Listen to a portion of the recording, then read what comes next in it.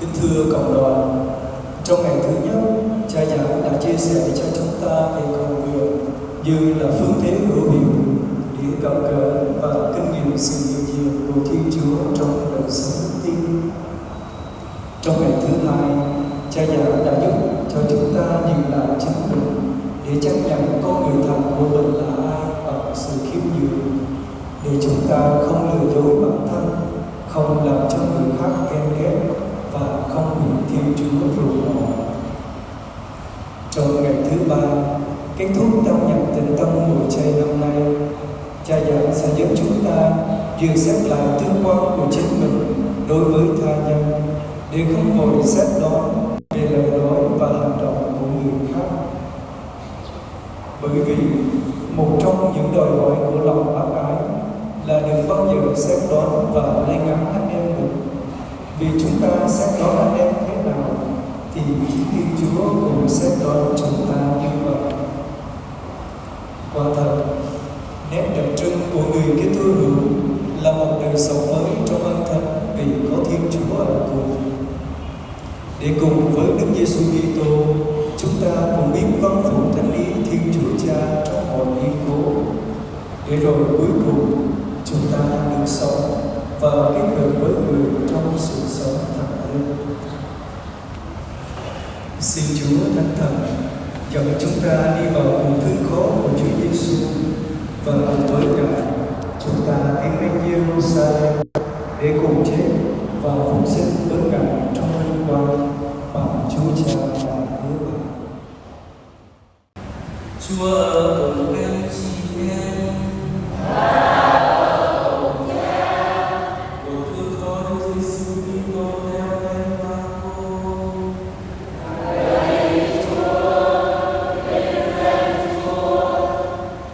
Vừa rạng sáng, các thượng tế họp bàn với các kỳ mục và kinh sư, tức là toàn thể thượng hội đồng. Sau đó họ trói Đức Giêsu lại và giải y luật cho ông Phi-la-tô. Ông Phi-la-tô hỏi người: ông là vua dân Do Thái sao? Người trả lời: đúng như ngài nói đó. Các thượng tế tố cáo người nhiều tội, nên ông Phi-la-tô lại hỏi người: ông không trả lời gì sao? Nghe kìa, họ tố cáo ông biết bao nhiêu tội. Nhưng Đức Giêsu không trả lời gì nữa, khiến ông Phi-la-tô phải ngạc nhiên. Và mỗi một dịp lễ lớn, ông thường phóng thích cho dân một người tù tùy ý họ xin. Khi ấy có một người tên là Ba-ra-ba đang bị giam với những tên phiến loạn đã giết người trong một vụ nổi dậy. Đám đông kéo nhau lên yêu cầu cầm trấn ban ân xá như thường lệ. Đáp lời họ yêu cầu, ông Phi-la-tô hỏi: các ông có muốn ta phóng thích vua dân Do Thái cho các ông không? Bởi ông thừa biết chỉ vì ghen tị mà các thượng tế đổ người. Nhưng các thượng tế xét tầm cảm tâm, hỏi ông Phi-la-tô phóng thích tên Ba-ra-ba bị bơm. Ông Phi-la-tô lại hỏi: vậy ta sẽ phải xử thế nào với người mà các ông gọi là vua dân Do Thái? Họ la lên: cắm đinh nó vào thập giá. Ông Phi-la-tô lại hỏi: nhưng ông ấy đã làm điều gì gian ác? Họ càng la to: cắm đinh nó vào thập giá. Vì muốn chiều lòng đám đông, ông Phi-la-tô phóng thích tên Ba-ra-ba, truyền lệnh đòn Đức Giêsu, rồi trao người cho họ cắm đinh vào thập giá. Bấy điều Đức Giêsu vào bên trong công trường, tức là dinh tổng trấn, và tập trung cả cơ đội lại. Chúng khoác cho người một tấm áo điều và kết một vòng gai làm phương tiện đặt trên đầu người. Rồi chúng vái chào người: và người ấy vua dân Do Thái. Chúng lấy cây sậy đập lên đầu người, hạng nhổ vào người, và bị gối mái này chế rượu tràng. Chúng lột áo điều ra và cho người mặc áo lại trước. Sau đó chúng dẫn người đi để đặt đinh vào thập giá. Lúc ấy một người từ miền quê đi lên, đi ngang qua đó, tên là Simon gốc Kyrene. Ông là thân phụ của hai ông Alexander và Rufo. Chúng bắt ông vác thập giá đỡ Giêsu. Chúng đưa người lên một nơi gọi là Golgotha, nghĩa là Hố Sọ. Chúng trao rượu pha bột rượu cho người, nhưng người không uống. Chúng đóng đinh người vào thập giá, rồi đeo áo người ra bắt thăm mà chia nhau, xem ai được cái gì. Lúc chúng đóng đinh người là giờ thứ ba, và lá sử dụng người viết rằng vua người Do Thái. Bên cạnh người, chúng còn đóng đinh hai bên nước, một đứa bên phải, một đứa bên trái. Thế là ứng nghiệm lời kinh thánh, người bị liệt vào hàng những tên phạm pháp. Kẻ qua người lại đều nhục mạ người, vừa bắt đầu vừa nói: Ê, mi là kẻ phá đền thờ, nổ trong 3 ngày sinh lại được. Có giỏ thì xuyên khỏi thập giá mà cùng mình đi. Các thượng tế và kinh sư cũng chế giễu người như vậy. Họ nói với nhau: hắn thủ ngược thiên hạ mà chẳng cứu nổi mình. Ông Kitô của Israel, cứ xuống khỏi thập giá ngay bây giờ đi, để chúng ta thấy mà đi. Cả những tên cũng chịu đóng đinh với người, cũng được mạng người. Vào giờ thứ 6, bóng tối bao phủ khắp mặt đất mãi đến giờ thứ 9. Vào giờ thứ 9, Đức Giêsu kêu lớn tiếng: Eloi, Eloi, lama sabachthani, nghĩa là lạy Thiên Chúa của con, sao Ngài bỏ rơi con? Nghe vậy, một vài người đứng đó liền nói: Kìa, hắn kêu cứu ông Elia. Rồi có kẻ chạy đi lấy một miếng bột mịn ấm đầy dầu, cắm vào một cây sậy, đưa lên cho người uống mà nói: Để xem ông Elia có đến đem hắn xuống không. Đức Giêsu lại kêu lớn một tiếng, rồi tắt thở. Mời các bạn cùng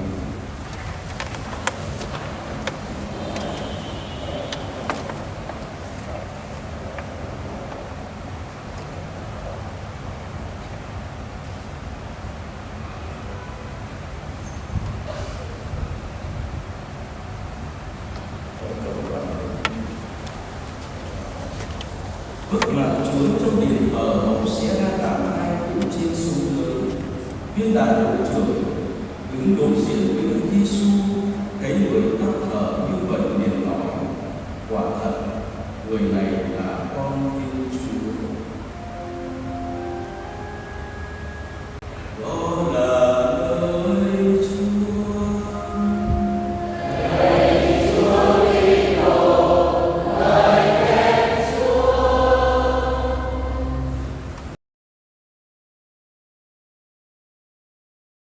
Trong kính Cha Phó ở trên, kính thưa cộng đoàn phục vụ,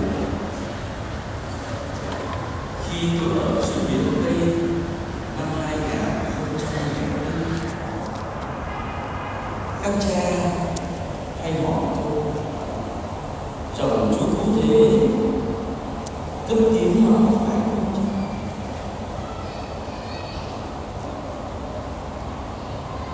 Người ta phân các linh mục ra làm hai loại: cấp tiến và bảo thủ. Cấp tiến là những người hay đàn phá phép, nguy hiểm và có khuynh hướng tự do. Còn bảo thủ là cô đần, là không có sáng kiến, là bo bo dưới quá khứ, đi ngược lại với lịch sử, rồi không có tầm nhìn. Ngày nay tôi thấy người ta nhận định con người một cách quá dễ dàng và bừa bãi. Nhận định bừa bãi là theo xét đoán bừa bãi. Xét đoán tốt thì ít, và xét đoán xấu thì nhiều vô kể. Xét đoán xấu cho người khác là một điều công bằng và khác. Chính Chúa Giêsu đã nghiêm cấm: Đừng xét đoán thì các ngươi khó bị xét đoán. Đừng kết án thì các ngươi khó bị kết án. Hay xét đoán xấu cho người ta, nó bắt nguồn từ những cái nguyên nhân xấu. Cái nguyên nhân xấu thứ nhất đó là yêu lòng bên Chúa. Người nào đất, người có lòng bên Chúa thật, không xét nét người khác, không xét đoán người khác. Người ta chỉ cần biết mình và biết Chúa, không nghĩ xấu cho người khác khi không có những chứng cứ. Thánh Giuse khi biết mẹ Maria mang thai, Ngài đâu xét đoán xấu cho mình. Thánh nữ Teresa khi thấy một chị em nào đó mắc bệnh thì thánh nhân nghĩ chẳng may chị này mắc bệnh, còn 100 điều tốt lành chị ta làm mà mình đâu có thấy. Hoặc là cái lỗi này như là một cái bước nào Chúa muốn che đi cái nhân đức sâu xa. Các thánh thì không xét đoán, không nghĩ xấu cho. Vì vậy, người mà hay xét đoán hay nghĩ xấu cho người khác thì không có lòng Chúa. Cái nguyên nhân thứ hai đó là phát xuất từ cái lòng xấu. Ta đeo kính đen thì ta thấy cái gì bóng đen, lưỡi ta đắng, ta ăn cái gì cũng đắng nhất. Khi tôi có khuynh hướng nghiêng về sắc dục thì mắt tôi đi tìm, trí tôi hay tưởng, để rồi tôi sẽ đoán ai cũng giống tôi. Để rồi hơi một tí là chúng ta nghiêng về cái điều này để xét đoán người khác. Đức cha Phương Tông Sư đã đưa ra một cái kết luận: người nào hay xét đoán xấu cho ai về tội gì thì chính nơi con người này đang có một cái khuynh hướng rất mạnh nghiêng về tội. Người nào hay xét đoán xấu cho ai về tội gì thì chính nơi con người này đang có một cái khuynh hướng rất mạnh nghiêng ngả về tội. Thật là chẳng hiểu không hiểu. Rồi cái nguyên nhân thứ ba đó là kiêu ngạo. Xét đoán ai mình trở nên ngoan quả, mà ai đặt mình vào cái chỗ đó chẳng ai đặt cả, tự mình đặt mình lên, không phải vì bác ái yêu thương nhưng là vì kiêu ngạo, muốn nâng mình lên, muốn hạ người khác xuống. Cái nguyên nhân thứ tư, cái nguyên nhân xấu đó là thù. Người khôn ngoan thì dè chừng, không hấp tấp vội vàng, ưa chính xác. Người khôn ngoan thì không quy nạp bừa bãi, diễn dịch ngây thơ, phê bình vì có cân nhắc. Người khôn ngoan thì không lý luận theo định kiến, theo tình cảm. Xét đoán xấu, cái ác xấu cho người khác, nó sẽ dẫn đến những cái kết quả xấu. Từ những cái nguyên nhân xấu này, nó dẫn đến những kết quả xấu. Cái kết quả xấu thứ nhất đó là bị Chúa xử phạt. Ai đâm đầu nào sẽ được đón trả lại. Trong tin mừng ta thấy dù ngôn nói về công chủ trao cho đầy tớ một kẻ bạc và yêu cầu đầy tớ ấy xin lời, công chủ đi xa trở về gọi đầy tớ ấy để mà trao lại cho những cả của đời. Đầy tớ ấy đã xử phạt công chủ. Tôi biết ông là người hạ khắc, đặt chỗ không ra, thu nơi không vắng, cho nên đến bà lên chung. Ông chủ nói rằng tôi cứ nghĩ anh mà xét xử. Nếu anh biết tôi như thế thì tại sao anh lại làm như thế? Nếu anh biết tôi là người hạ khắc thì tại sao không gửi bạn tôi vào ngân hàng để khi trở về tôi không cả muốn lẫn lời? Vâng, thưa quý ông bà và anh chị em, kết án như thế nào Chúa cũng kết án anh. Rồi Chúa muốn nhà vua tha cho một người bắt nợ mình 10.000 miếng vàng. Vua tha đi. Rồi khi vua nghe thấy cái người này lại đối xử lên với bà mình nợ anh ta của Chúa, thế là nhà vua đã chữa lòng anh ta lại và lên án anh ta, đồng thời xét xử anh ta như chính anh đã xét xử bạn. Ta xét xử nhau như thế nào, Chúa cũng sẽ xét quả và xử. Rồi cái kết quả xấu thứ hai đó là dễ sinh. Chúng ta đâu biết rõ công việc của đâu có biết rõ về đâu. Tội ta phải xét mình thì mới thấy phần nào, cũng chi là tội của người khác. Tôi sống có bao nhiêu những cái yếu tố nó tốt thật.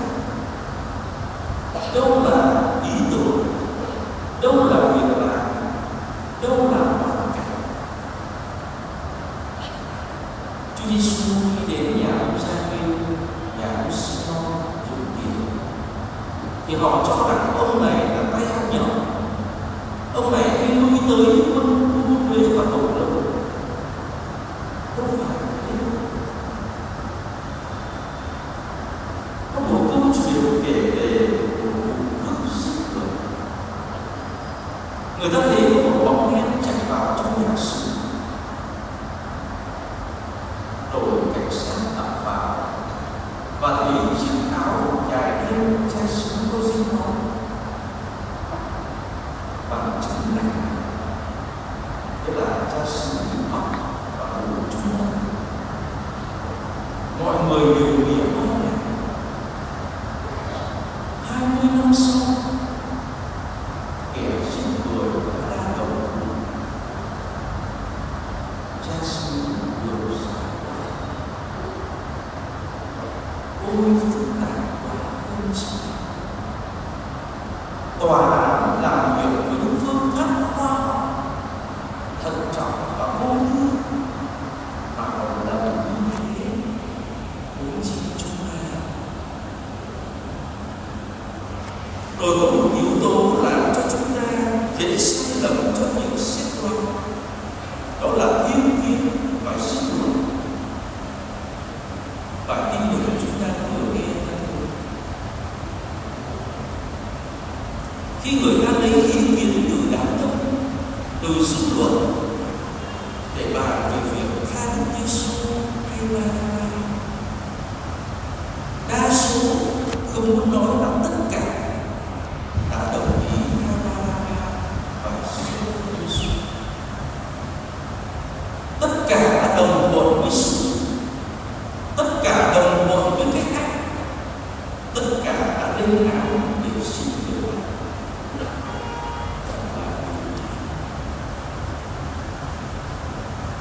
Rồi cái kết quả thứ ba đến kết quả xấu, đó là làm tổn thương sự bình an trong tâm hồn của ta và người khác.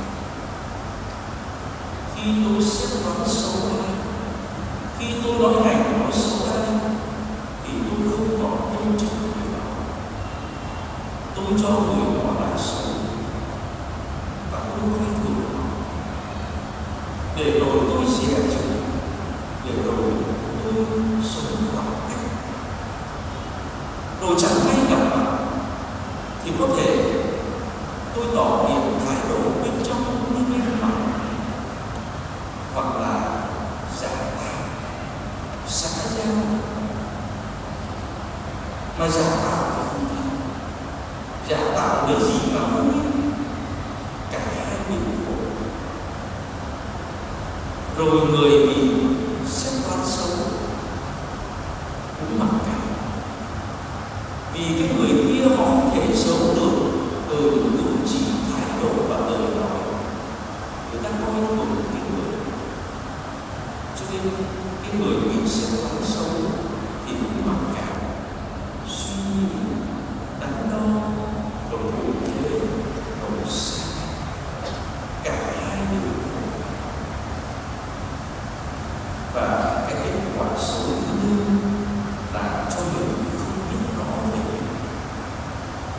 biết mình đó là đầu mối của sự hôn nhân, biết mình là cái đầu tiên để mà cải thiện mình. Có biết mình xấu thì mình mới nên tốt, có biết mình sai thì mới sửa. Vì vậy muốn nên người, muốn nên thành, cần phải biết mình.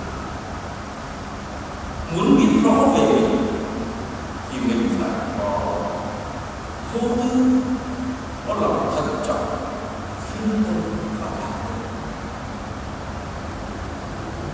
Người hay xét đoán người khác thì không có những cái tâm tính này. Hay xét đoán người khác thì đâu có lòng mến Chúa, nên đâu có đạo.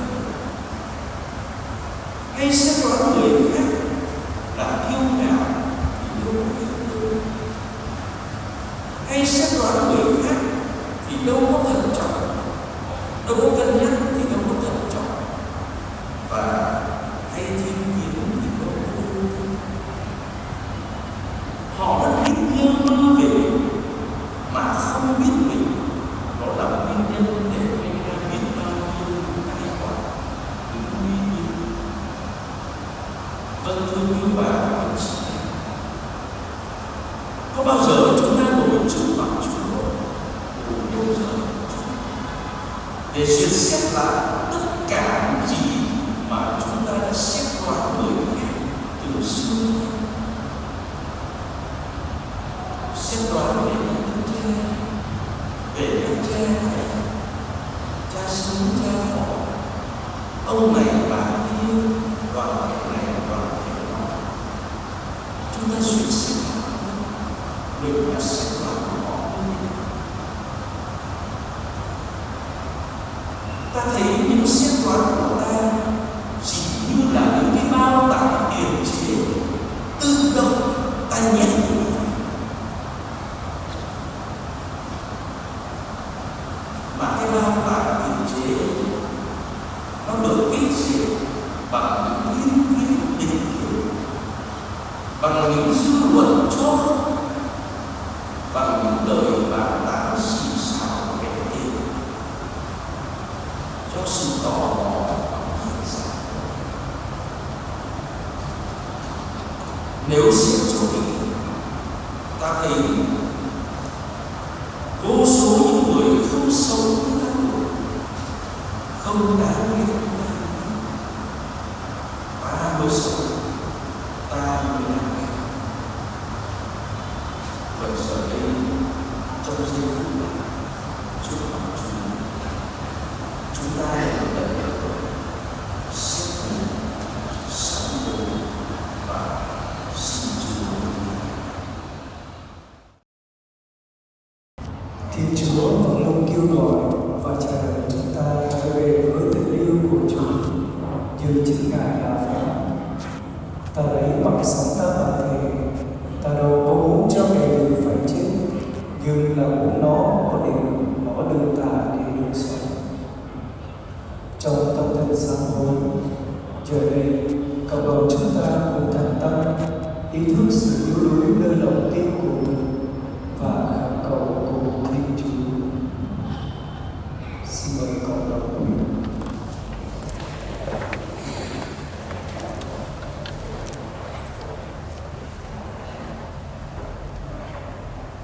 Lạy Thiên Chúa là Cha của chúng con xin ngợi khen, chúc tụng và cảm tạ Cha đã ban cho chúng con 3 ngày tĩnh tâm thật sâu sắc. Đây là cơ hội quý báu để chúng con nhìn lại mối tương quan của chúng con đối với Cha trong đời sống cầu nguyện, để chúng con biết nhìn nhận anh chị em chúng con như là một quà tặng, chứ không phải là một vấn đề để lên án xét đoán nhau. Và đây là cơ hội để chúng con với khiêm tốn chấp nhận con người thật của chúng con chỉ là một tội nhân đã được Chúa xót thương và tuyển chọn. Lạy Chúa Giêsu là Thiên Chúa và là đấng cứu độ của chúng con. Chúa đã tỏ cho chúng con thấy tình yêu thương bao la vô bờ bến của Thiên Chúa Cha. Đấng vẫn luôn mời gọi và chờ mong chúng con bước vào tình yêu cứu độ của Người. Thế nhưng lạy Chúa, chúng con vẫn chưa dám cam đảm đáp trả một cách chân thành và dứt khoát để chúng con thật sự sám hối và tin vào tin mừng như Chúa mời gọi.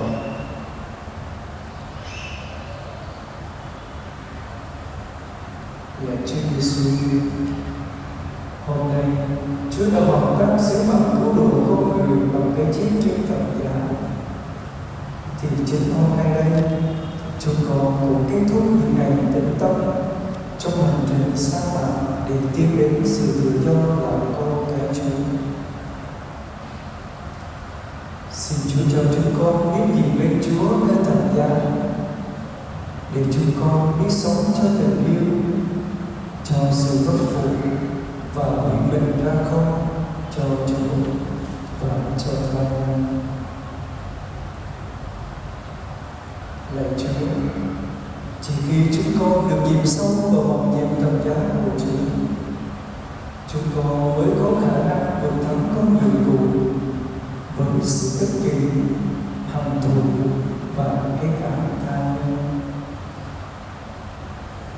Và chỉ khi chúng con chiêm ngắm tình yêu của Chúa nơi mầu nhiệm thập giá, chúng con mới có khả năng để yêu thương, tha thứ và quảng đại đối với chính mình và tha nhân. Nhờ đó, chúng con mới thật sự trở nên con người mới, con người tự do của con cái Thiên Chúa Cha, là anh chị em đối với nhau trong Đức Giêsu Kitô, nhờ quyền năng của Chúa Thánh Thần. Amen.